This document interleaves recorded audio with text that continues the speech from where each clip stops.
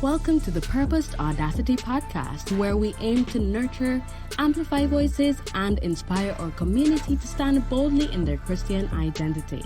Join Brian and Charmian Marie weekly as they have riveting discussions surrounding healing, restoration, and purpose. This is Purposed Audacity, powered by PAJE Magazine.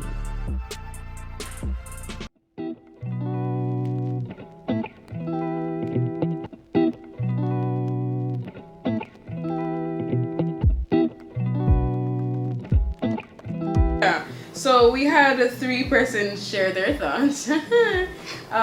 So the first person, Amoy Lawrence, big up yourself. The Anointed Writer is her handle, right? Because crisis reveals character, and what was revealed wasn't in keeping with the word. Wow. Yep. Yo. Yeah.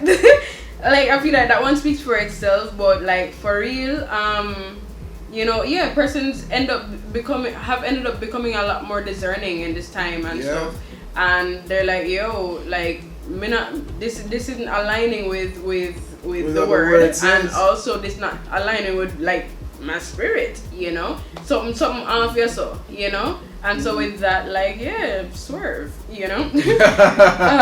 next thing, sometimes they just want to worship somewhere else, and I mean, as you mentioned earlier, and this is from Akil Henry, right?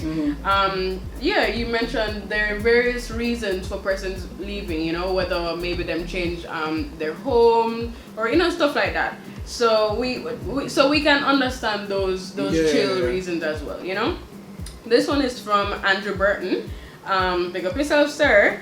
Alright, so many of the traditional churches weren't prepared to move with the trend of technological savvy required to meet the current professional generation. Yep. There already was a leak out of the church pre-pandemic, as we were saying, and the hole broke wider with the new strain. Listen. Let me say something about that. Listen. And I'll say it like this, as best as possible. I love the church, I love the church. But here's the thing, and I don't. It can't be easy running church and church operations. It's not. I don't think it ever is. Because especially when things shift so either quickly or so suddenly, and then you have to align yourself in a way that is applicable to everybody. It's not easy. And so on one side, I definitely understand that, you have young people, you have, adults or young adults, you have adults, and you have much older elderly people. And you have to provide a way to facilitate as best as possible everybody.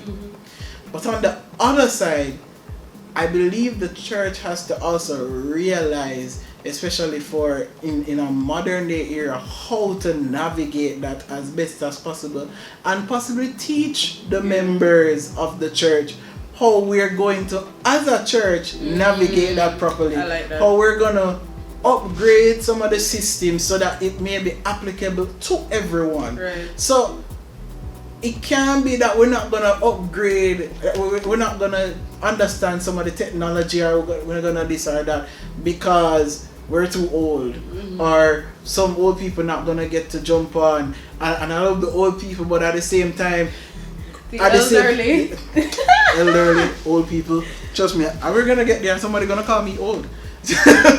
but at the same time, find ways how we can't, in this time we never get everybody. But let us find ways how we can teach. Let us find ways how we can make information known. One of the things I've seen my church do, our church do, is that for parents who would have no children going online for classes and going online for school, they're teaching the parents how to use the different resources and the different technologies and stuff like that, Zoom and Google Meets and stuff like that, just like helping them to understand the different things so that they can help their children. That's the way we really have to go. We have to start teaching people so that they can learn, possibly teach others, you know. But we can't stay in a place where we don't understand the time and get with the time as to how to help the time. Tacking on to that point, and that's actually a really solid point, because even in the society we see where there's a great difference between the persons who are quote unquote digitized and up with the times basically, and then whoa, and then you have like a whole other 10 parishes basically struggling to get Wi-Fi. Yeah, you know what I'm saying? Like there needs, if we're really calling ourselves a community and a fellowship and stuff like that, we need to make sure that we truly are our brother's keeper and help our brother to be able to access the word like in our specific context. But saying that to say, like as we move forward and continue this point, I want to touch on what Andrew had said in terms of reaching the young professionals particularly. I mean, we are part of the millennial generation and stuff, and as much as there are so many things to say about our generation, a reality is that we have been very instrumental rather, in terms of just changing the way certain things are done, right? And helping to get things more accessible, right? For more individuals. Now, when I speak about access now, I'm also talking about those the same young professionals and stuff. Because of the fact that our job market has shifted, the jobs that we have and the lifestyles that we're living have drastically shifted and whatever. Yeah. A reality that sometimes people can't necessarily make it in the church building. Yeah.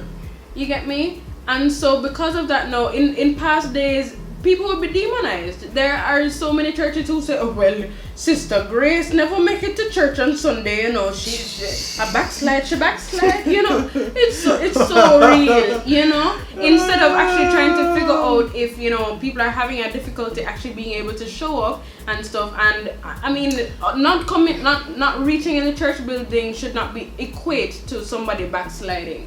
And also, like, of course, this pandemic has now basically helped to validate some of that before in the sense of, okay, cool, fine, we're not able to access some things and whatever, so how are you going to put it in the space of your fellowship? How are you going to put it in the space of your members so that they can still be fed from the fellowships or the church's perspective, versus finding something online or whatever? And these same online churches, a lot of these local churches love to criticize them anyway, so fine, at least them will make that effort to make sure everybody can get the word and whatever. What are you doing? Sorry. We did say at the beginning of this episode that we feel deeply. Alright, okay, Sharon. I'm just passionate. But the thing is, the truth is, and I get it, we don't have to be like overseas. In Jamaica, we don't have to be like overseas. We don't have to do the most like what have you. But we can learn. There are some things that are good that we can learn from. Yeah. And the interesting thing about it is that we have had to learn. Yeah. Because of what has happened, we have now had to learn something. Because a lot of churches, I will straight up say, a lot of churches there was no plan to do anything online, to get anything named digitized. There is no plan. There was no plan at all. And now that the pandemic has happened, okay, well, we have to go online and we have to do this, we have to do that. As a matter of fact, we have to make sure, and now we're able to say, oh, well, maybe we can reach more if we do this and be on this social media platform and that social media platform. Now their eyes are being opened up because they have been pushed in a space to say, look at these things too.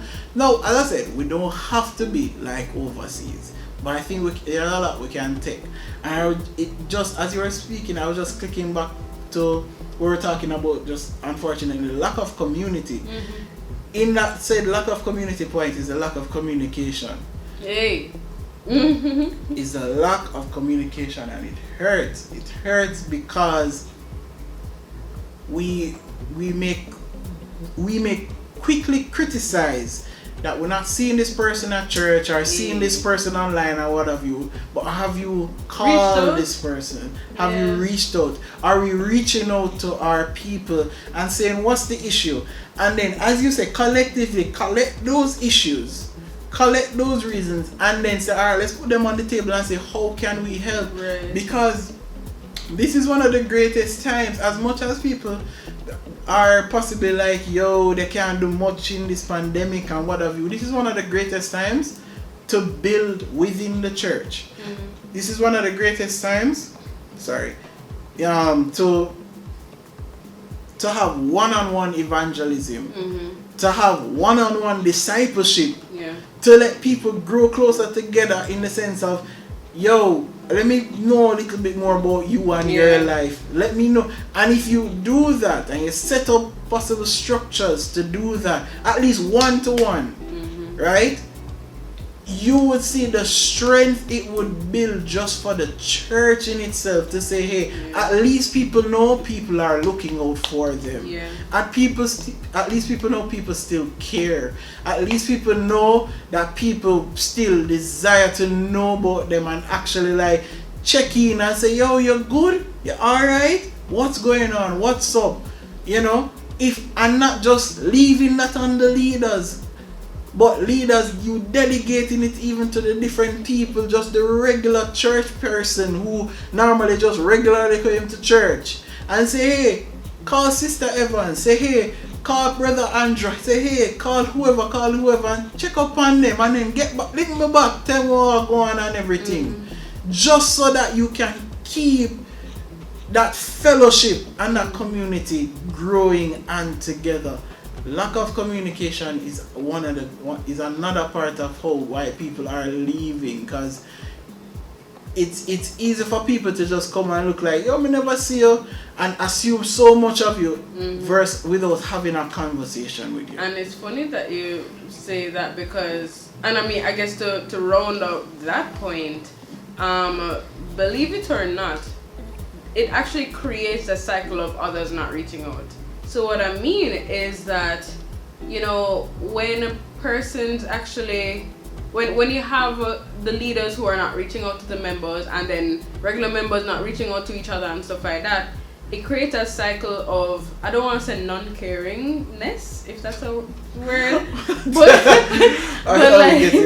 basically lack of affection, lack of something, lack of care. Let's just say lack of care, right? Where it's not being instilled in the culture, and so therefore there's no nurturing kind of vibe and stuff. And people, especially in this time, people losing them jobs. Light bills and water raising and you know cable I pay for and you don't know what you have pay for, like things like that, you know, like people are going through things, and so it's almost like the pressure gets even more you know, prominent, and with the lack of nurturing from the church that they actually expect at least some level of something from, you know, with person not receiving that, yo, them going to seek it somewhere else. It is it's just a thing. And so I mean, it's not to say that we are trying to condemn a church. It's not to say that we are trying to say, oh yeah man, you must leave if you're not getting any care and whatever. We're not trying to say that, but I think everybody has a role to play, both the member who is potentially thinking of leaving versus like the church who, you know, has the power to develop a more caring culture. I think everybody has a role to play in really trying to rebuild a lot of these fellowships, so that like coming out of this pandemic and thereafter we are stronger together. And people can truly say that they are receiving something beautiful and unique from this specific fellowship, and that is why they are there. I want one more thing, because it came back because I just remember one of the comments, that one more reason why persons are possibly are leaving the church, are leaving churches maybe to go to another church. It's because they can. True. it's because they can. And I want to make that point because I know this disheartens a lot of leaders. Yeah. And a lot of people. And that's so true. there are bitterness that can even come out of that. Like we can control like and abandon we like guys, let's not do that. You can't control what people will do. We can't control what people will do, and we can't control what it hurts. It feels away. Yeah. But you have to also understand that they possibly can. They can. Yeah, they're free. They're free to do so if they want. Yeah. And even if their reason don't really line up, you can't really force a person. Right. The most we can do is take the information, understand, pray for them, still be there with them if you can, still show love, because it may not be. It's not about your church. It's not about my church. It's about the kingdom.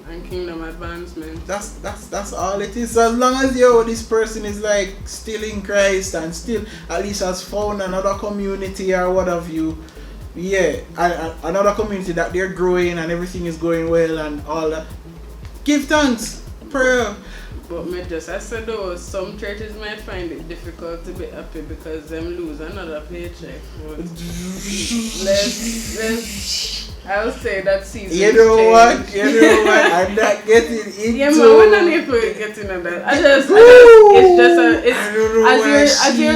As you're mentioning that, they have to just like load them and just allow them to live their life. You have to remember too that a lot of churches really depend heavily on the contributions of these members. So when they see another member going through the door, it not only hurts like emotionally, but like it hurt the pocket. It hurt the pocket. It sounds horrible. I'm sorry. Well, let us remind the church of her husband. Yeah? Let us remind the church of her husband and who takes care of her. Yeah. Yeah? Because you see, if it was again revealing of the heart. Yeah. If it was that's all we saw, or that's the first thing that came to mind, that's a problem. Yeah. And then maybe that's something that we need to bring to the Lord and say, oh, whoa, Lord, no. If every time I see a member leaving the church, I'm thinking, oh God, my money gone down the drain, or oh God, we're not going to get no more money. Or we can't pay the light bill. Then wait, sorry, who were we always supposed to be depending on? Yeah. Where did this church start out from? Yeah. Yeah, man. We have to be. You raise a good point. But what that point should really do is cause us to think. Then, who are we really putting our trust in? Yeah. What are our intentions? What are the intentions? And that's the thing that has happened to a lot of churches now. That because the doors are closed, but the light bill still have to pay, and the land bill still have to pay, and the taxes still have to pay. Yeah, it's a mounting pressure. Yeah. But it causes the church to be in a place where to say, who do you trust? Where does that trust lie? Yeah. It causes the leaders to be like, then where is my trust in the people or in my God? Yeah. That's where it has to come back. This whole pandemic itself, it's a thing of just realizing, where should I really be putting my trust? Yeah. Where did I really desire to really put my life on? That no matter what, something is gonna happen, something is gonna work out, something is gonna make sense out of all of this. Yeah. So to wrap up, guys, this was very heavy discussion, but it's a discussion that needs to be had. There are a lot of churches that are distressed about just the mass exodus that's happening, and as I was saying earlier, there are a lot of variables in this situation, but no matter what, seek God in all of it. Yep. And flow with God. Seasons change. Yep. We know that. You get me? Just make sure that we're checking our heart posture and really remembering that at the end of the day, we are in pursuit of God. We are desirous, or we should be desirous of abiding in Him, and wherever He leads, then there we shall go, you know. And if it is that you are to stay, like for real, and it's not just your feelings or whatever, you know, if it is that you are to stay, you know, pledge to helping to be a part of the change, so that, you know, you can help to foster a culture that will encourage other persons to stay at the church. Yeah. That's it. So, yep. Yeah, That's guys. It, guys. That was Purpose Audacity. Yeah, remember to like, share, and subscribe. And if you have any comments to add, I mean, there were a lot of things to comment on. You know, make sure to drop those comments below. And make sure, you're helping us to build this community. You know, we're really committed to having very purposeful and real discussions. Yep. So we're hoping that you continue to like and support. Alright, guys, so we see you next time. Alright. Later. Oh, wow.